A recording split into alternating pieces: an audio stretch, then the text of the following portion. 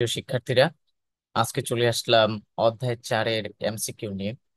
আজকে অধ্যায় 4-এর যে এমসিকিউ নিয়ে আলোচনা করব।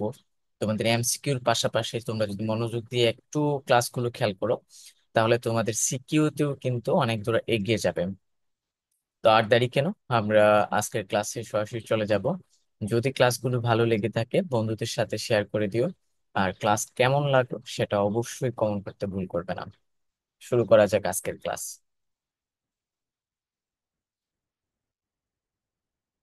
আমরা এখানে দেখতে পাচ্ছি আমাদের একটা প্রশ্ন আগে থেকেই সেট করা ছিল।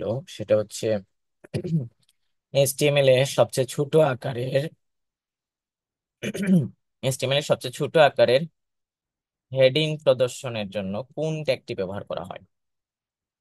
অর্থাৎ হেডিং এর ট্যাগ বলতে চাচ্ছে। মনে রাখবা হেডিং এর ট্যাগ হচ্ছে 6টা।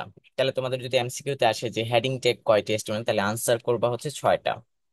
হেডিং ট্যাগ কি কি? একটা হচ্ছে H1, একটা হচ্ছে H2, একটা হচ্ছে H3, একটা হচ্ছে H4, একটা হচ্ছে H5, অ্যান্ড লাস্ট ওয়ান যেটা সেটা হচ্ছে H6। এবং এগুলা হচ্ছে শুরু আছে এবং শেষ আছে। এটা হচ্ছে H1 ক্লোজ হবে, তারপর হচ্ছে H2 ক্লোজ হবে, তারপর হচ্ছে H3 ক্লোজ হবে, তারপর হচ্ছে H4 ক্লোজ হবে, তারপর এখানে আমরা হচ্ছে H5 নিয়ে আলোচনা করতেছি, তারপর হচ্ছে H6। এই হচ্ছে 6টা ট্যাগ। তাহলে আমরা কি কি শিখলাম এখানে? হেডিং ট্যাগ কয়টি? 6টি। কি কি? H1 থেকে H6। কিন্তু খেয়াল করো, প্রশ্ন আমাদেরকে আরেকটা কথা বুঝি, সেটা হচ্ছে কোন আকারের, ছোট আকারের। তাহলে মনে রাখবা সবসময় H1 হচ্ছে সবচেয়ে বড় হেডিং ট্যাগ, হ্যাঁ, বড় আকারের। মানে H1 দিয়ে যদি কোনো লেখা লিখি তাহলে এর হেডিংটা হচ্ছে একটু বড় হবে। এবং তুলনামূলকভাবে সবচেয়ে ছোট হচ্ছে H6। তুলনামূলকভাবে সবচেয়ে ছোট হচ্ছে H6। তাহলে কি দাঁড়াইলো? আমরা এই প্রশ্ন সলভ করতে গিয়ে যা যা শিখলাম সেটা হচ্ছে হেডিং ট্যাগ কয়টি? হেডিং ট্যাগ হচ্ছে 6টি। কি কি? H1, H2, H3, H4, H5, H6। সবচেয়ে বড় কোনটা? সবচেয়ে বড় হচ্ছে H1। সবচেয়ে ছোট কোনটা? সেটা হচ্ছে H6। তাহলে আমরা দেখি প্রশ্নটা আবার পড়ি, দেখি উত্তর পারি কিনা। HTML এর সবচেয়ে ছোট আকারে হেডিং প্রদর্শনের জন্য কোন ট্যাগ ব্যবহার করা হয়? আনসার হচ্ছে H6।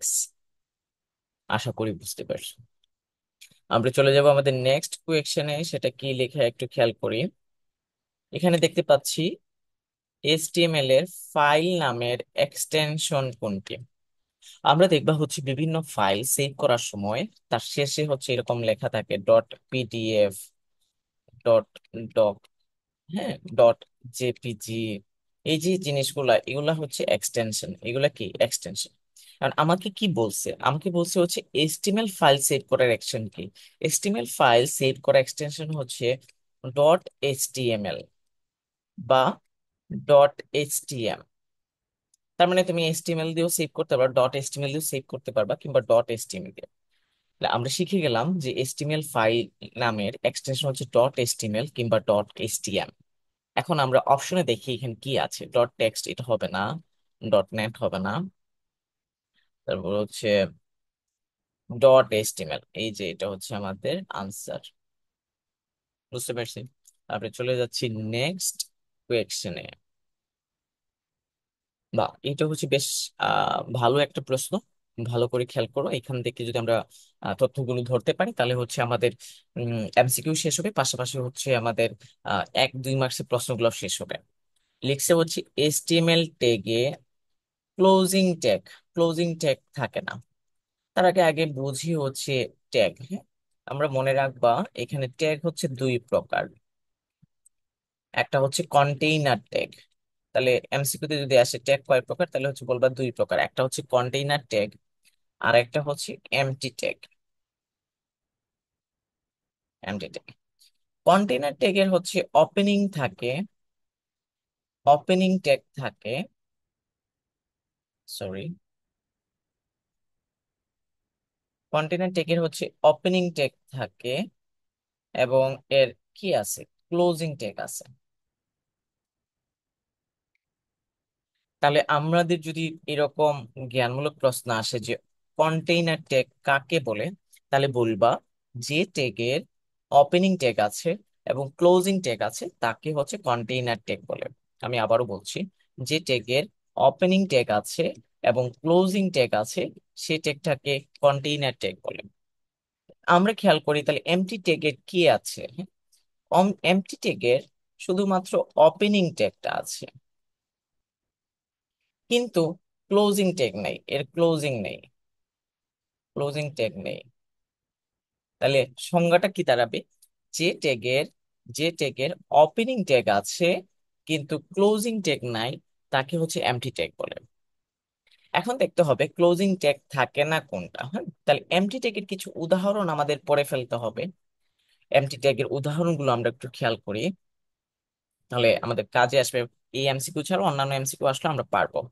একটা হচ্ছে বিআর, একটা হচ্ছে এইচআর, একটা হচ্ছে ইমেজ।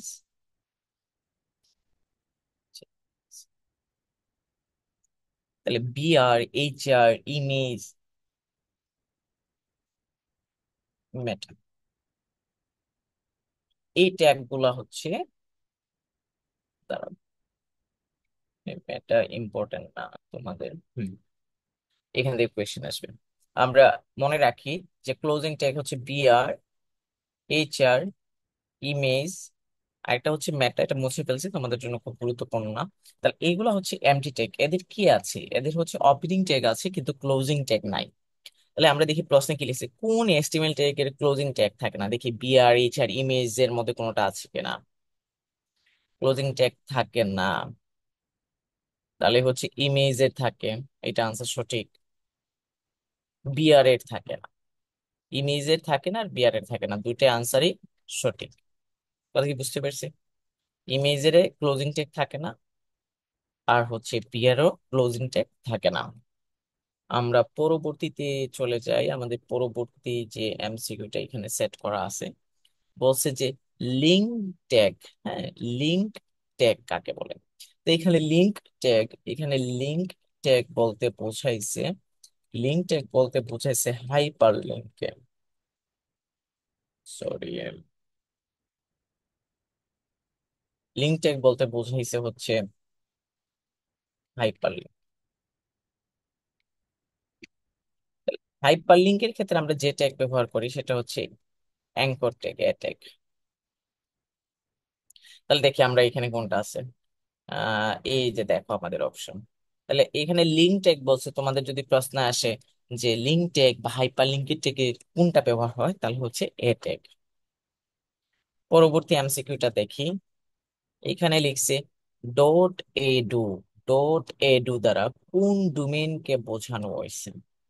এর আগে দেখি আমরা অপশনে কোনটা আসলে কিসের জন্য ব্যবহৃত হয়। সামরিক ক্ষেত্রে যেটা ব্যবহৃত হয় সেটা মনে রাখবা ডট মিল, এমআইএল, ডট মিল। সাংগঠনিক ক্ষেত্রে যেটা ব্যবহার করা হয় সেটা হচ্ছে ডট ও আর জি। তাহলে ডট ও আর জি হচ্ছে সাংগঠনিক ক্ষেত্রে বা সংগঠনগুলোর ক্ষেত্রে ব্যবহার করা হয়ে থাকে। সামরিক ক্ষেত্রে হচ্ছে ডট মিল।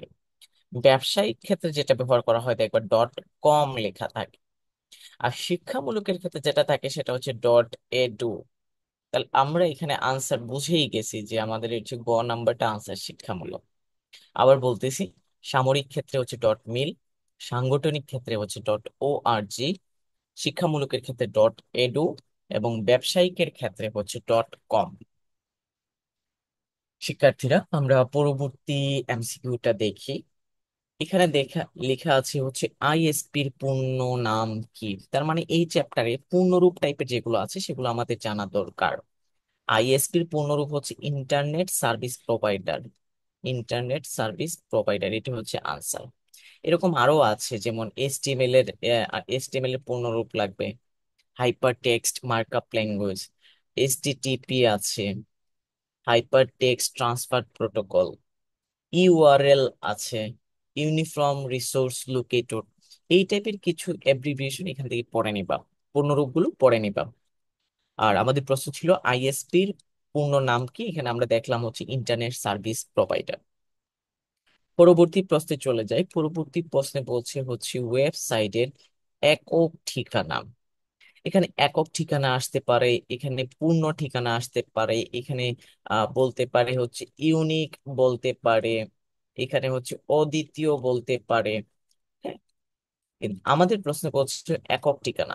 এই প্রশ্নে একক ঠিকানা না লিখে যদি পূর্ণ ঠিকানা, ইউনিক কিংবা অদ্বিতীয় বলতো, তাও আনসার কি হতো? আনসার হচ্ছে গিয়ে ইউআরএল। আর ইউআরএল হচ্ছে ইউনিফর্ম রিসোর্স লোকেটর।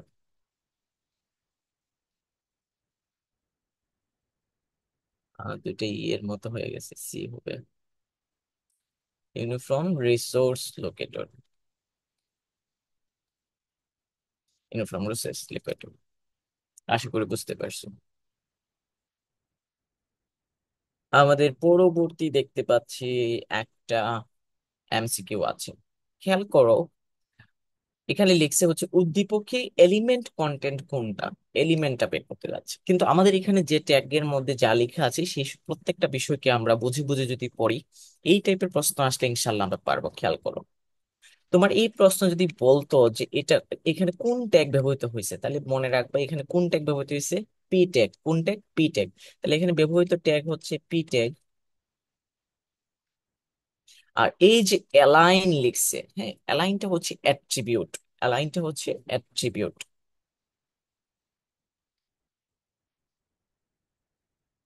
অ্যালাইনটা হচ্ছে অ্যাট্রিবিউট। যদি এই প্রশ্নে এরকম আসতো যে উদ্দীপকে উল্লিখিত অ্যাট্রিবিউট কোনটা, তখন তুমি বলতে হচ্ছে অ্যালাইন। আর এই যে দেখো সেন্টারের কথা বলতেছে, মানে হচ্ছে বাংলাদেশ লেখাটা কোথায় থাকবে এটা উল্লেখ করে দিচ্ছে, সেন্টার। তাহলে এটা হচ্ছে অ্যাট্রিবিউট ভ্যালু। যদি প্রশ্ন আসে অ্যাট্রিবিউট ভ্যালু কোনটা, অ্যাট্রিবিউট ভ্যালু কোনটা, তাহলে হচ্ছে লিখবা হচ্ছে সেন্টার। আর এলিমেন্টের কথা বলছে, এলিমেন্টের কথা বলছে, এলিমেন্ট হচ্ছে বাংলাদেশ। তাহলে দেখো এই প্রশ্নটাকে একেবারেই আমরা ভেঙে ভেঙে বোঝার চেষ্টা করলাম। আমি আবার বলি তোমাদের বোঝার সুবিধার্থে, দেখো যদি এইরকম কোনো প্রশ্ন দিয়ে বলে যে এখানে কোন ট্যাগ ব্যবহৃত হয়েছে, তাহলে দেখবা এই যে শেষের অংশে যেটা আছে সেটা দিয়ে তোমরা ট্যাগ অ্যাসাইন করে নেবা। ট্যাগের পাশে যেটা বসে সেটাকে আমরা বলি হচ্ছে অ্যাট্রিবিউট। এই যে দেখো সেটাকে আমরা বলি অ্যাট্রিবিউট। এখানে অ্যালাইনটা হচ্ছে অ্যাট্রিবিউট। আর অ্যাট্রিবিউটের পাশে ইকুয়ালের পরে যে অংশটা আছে সেটাকে আমরা বলতেছি অ্যাট্রিবিউট ভ্যালু। এখানে হচ্ছে অ্যাট্রিবিউট ভ্যালু হচ্ছে সেন্টার। তার পাশে বাংলাদেশ যে লেখাটা সেটা হচ্ছে এলিমেন্ট। এই ট্যাগের প্রেক্ষাপটে হচ্ছে এলিমেন্ট। তাহলে আমরা ইতিমধ্যে বুঝে গেছি যে আমাদের আনসার কোনটা হবে, সেটা হচ্ছে বাংলাদেশ।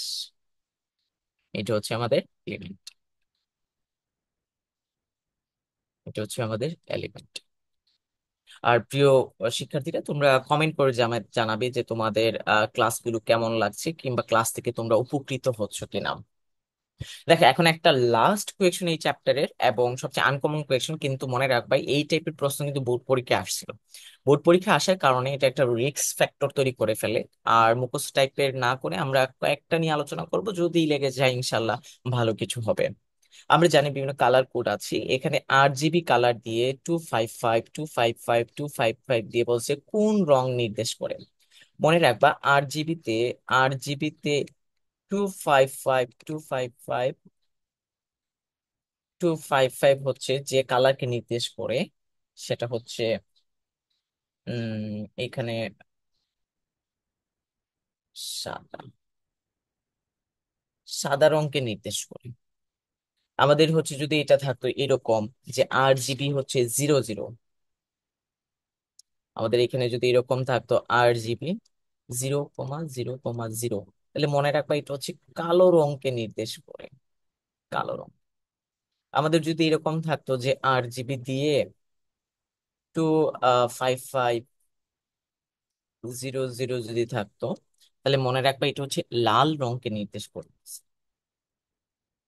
লাল রংকে নির্দেশ করতেছে। আর হচ্ছে আমাদের যদি এরকম এখানে থাকতো হচ্ছে 8 জিবি, মনে করো যে 0,255 যদি থাকতো, তাহলে সেটা হচ্ছে সবুজ রংকে, সবুজ রংকে নির্দেশ করতেছে। তাহলে আমরা আরেকটা শিখে নিই তা। আরেকটা হচ্ছে এরকম যে যদি 8 জিবি 255 2 5 5 0 কে নির্দেশ করতো, তাহলে সেটা হচ্ছে হলুদ রঙের। তাহলে একটা শিখতে গিয়ে আমরা অনেকগুলো শিখে ফেললাম। যদি সবগুলো 0 হয় তাহলে হচ্ছে কালো, সবগুলো যদি 2 5 5 হয় তাহলে সেটা হচ্ছে সাদা। যদি প্রথম দিকে 2 5 5 আর বাকি সবগুলো যদি 0 হয় তাহলে সেটা হচ্ছে লাল। আর দুই পাশে দুইটা 0, মধ্যখানে যদি 2 5 5 হয় তাহলে সেটা হচ্ছে সবুজ। আবার বলি, দুই পাশে দুইটা 0 আর মধ্যখানে যদি 2 5 5 হয় তাহলে এটা হচ্ছে সবুজ। প্রথম দিকে 2 5 5, বাকি সবগুলা যদি তোমার 0 0 হয় তাহলে সেটা হচ্ছে লাল। আর যদি প্রথম দুইটা 2 5 5 হয় এবং শেষটা যদি 0 হয় তাহলে এটা হচ্ছে হলুদ। আমরা এখন প্রশ্ন খেয়াল করে আমাদের কি বলছে, আমাদের এখানে দেখতে পাচ্ছি তিনটাই 2 5 5 তাহলে বুঝতেই পারতেছি আনসার হবে সাদা রং। প্রিয় শিক্ষার্থীরা, আজকে এই পর্যন্তই, দেখা হবে অন্য কোনো ক্লাসে। তোমাদের ক্লাসগুলো কেমন লাগলো কমেন্টে জানিয়ে দিবে। সবার সুস্থতা কামনা করি, পরীক্ষা অনেক অনেক ভালো হোক, সবার জন্য শুভকামনা। আল্লাহ হাফেজ।